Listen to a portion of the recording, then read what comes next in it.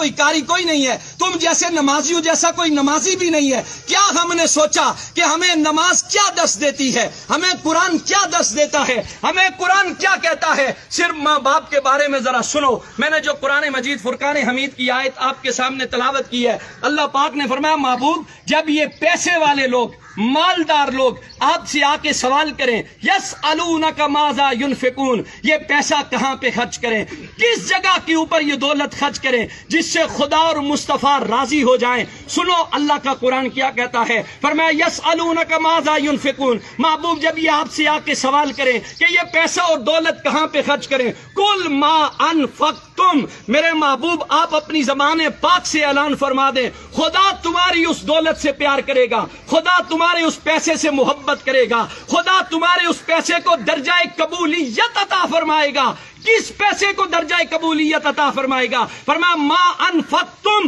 من خیر فللوالدین، جو پیسہ تم اپنے بوڑھے باپ اور بوڑھی ماں کے اوپر خرچ کرو گے، تمہیں گارنٹی مل رہی ہے کہ جس بندے نے اپنے ماں باپ کے اوپر پیسہ خرچ کیا، جس نے ان کی خدمت کی، جس نے ان کا احترام کیا، جس نے ان سے دعائیں لی ہیں، اس بندے کے ساتھ خدا بھی راضی ہے، خدا کے محبوب بھی راضی ہیں۔ یہ بات یاد رکھو، یہاں سے 7 لاکھ روپے خرچ کر کے بندہ حج پڑھنے جاتا ہے، نہ اس کے پاس مکے کے مفتیوں کا فتویٰ ہے، نہ پاکستان کے مفتیوں کا فتویٰ ہے کہ تو نے 7 لاکھ روپے خرچ کیے، تو نے کعبہ شریف کی زیارت بھی کی ہے، تو نے وہاں صفا اور مروہ کی سعی بھی کی ہے، تو مکے اور مدینے کی گلیوں میں گھوما بھی ہے، اس کے پاس سند نہیں ہے کہ تیرا حج قبول ہو گیا ہے، تیری عبادت قبول ہو گئی ہے، تیرا جھکنا قبول ہو گیا ہے۔ خدا کی رحمت کی امید تو ہے لیکن قبولیت کی گارنٹی کوئی نہیں دے سکتا۔ لیکن سنو، جنہوں نے ماں باپ کی خدمت کی ہے، ان کے ساتھ محبت کا رشتہ قائم رکھا ہے، میرے آقا کی حدیث پاک کہتی ہے، فرمایا صبح سویرے اٹھو مسکراتے چہرے کے ساتھ اپنے باپ کے سامنے جا کے کھڑے ہو جاؤ، اپنی ماں کے سامنے جا کے کھڑے ہو جاؤ، ہنستے مسکراتے چہرے کے ساتھ۔ ان کی خدمت تو بات کا درجہ ہے، ان کو پیسے دینا تو بات کا درجہ ہے، صرف اپنے ماں باپ کی مسکراتے چہرے کے ساتھ ان کی زیارت کر لو۔ حضور علیہ الصلوۃ والسلام نے فرمایا گارنٹی ہے اسے کہ میرا رب اسے مقبول حج کا ثواب عطا فرمائے گا۔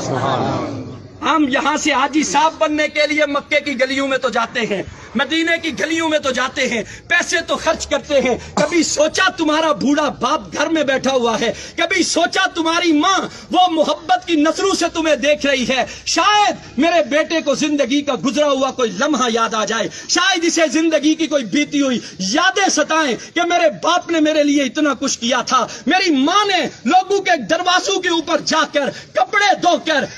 برتن مانج کے لوگوں کے گھروں میں جھاڑو لگا کر، آپ اور میں روز دیکھتے ہیں بوڑھے ضعیف العمر لوگوں کو کہ روڈ کے اوپر سوٹی اٹھا کر لوگوں سے مانگ رہا ہے۔ کبھی اس بابے سے ایک دفعہ پوچھ کے دیکھو، بابا یہ تو کس کے لیے مانگ رہا ہے؟ تو لوگوں کے دروازوں کے اوپر جاتا ہے، تو کس لیے جاتا ہے؟ کیا تجھے اپنی ضرورت ہے؟ وہ باپ کہتا ہے نہ مجھے میری ضرورت نہیں ہے، میں زندگی گزار سکتا ہوں، لیکن میرے گھر میں ننھے بچے ہیں جو شام کو میرا راستہ تکتے رہتے ہیں۔ ہمارا باپ گھر میں سودا لے کے آئے گا، ہمارے لیے اناج لے کے آئے گا، وہ سارا دن دھوپ کے اندر رہ کر محنت کر کے تمہارے لیے لا کے وہ خرید کر کے لاتا ہے۔ کبھی تمہارے دل کے اندر حیا پیدا نہیں ہوئی؟ آج تمہارا باپ تمہارے سامنے کھڑا ہے اور ہماری یہ نوجوان نسل اپنے باپ سے کہتی ہے او جی تساں ڈن بھائی ہوئی جی انہاں دا دماغیا کملا کرنا، سڑکیں چنی تے سڑے جوان اپنے پیو نے بارے چ گلاں نے، پاپا تس ناراض نہ ہویا، سڑے ابے اور دماغیا کملا کرنا، محلے والے گچھیا نے سڑے اما نے دماغیا کملا کرنا۔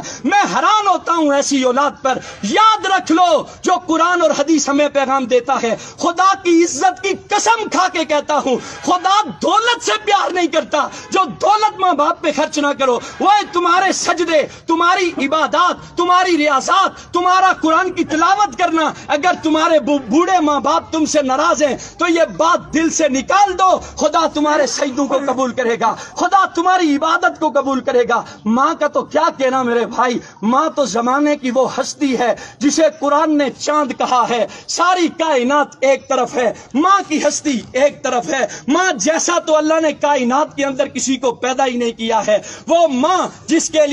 کے بارے میں ایک شاعر بول کے کہتا ہے, ایک مدت سے میری ماں نہیں سوئی تابش, میں نے فقط ایک بار کہا تھا کہ مجھے ڈر لگتا ہے. تابش کہتا ہے میں نے زندگی میں ایک مرتبہ کہا اماں مجھے ڈر لگتا ہے, اس کے بعد میری ماں نے سونا ہی چھوڑ دیا. ایک اور شاعر بول کے کہتا ہے, وہ کہتا ہے وہ اس ڈر سے دوپہر کے وقت بچوں کو سلا دیتی ہے, شاید کھلونے بیچنے والا پلٹ کے واپس نہ آ جائے. ایک اور شاعر بول کے کہتا ہے, وہ کہتا ہے جس گھر میں روٹیاں 4 ہوں بندے 5 ہوں, اس گھر سے ایک ہی ہستی کی صدا بلند ہوتی ہے, مجھے بھوک نہیں ہے, وہ کوئی اور نہیں ہوتا, رب کعبہ کی قسم وہ ماں ہوتی ہے. ایک اور شاعر بول کے کہتا ہے, وہ کہتا ہے اس زمانے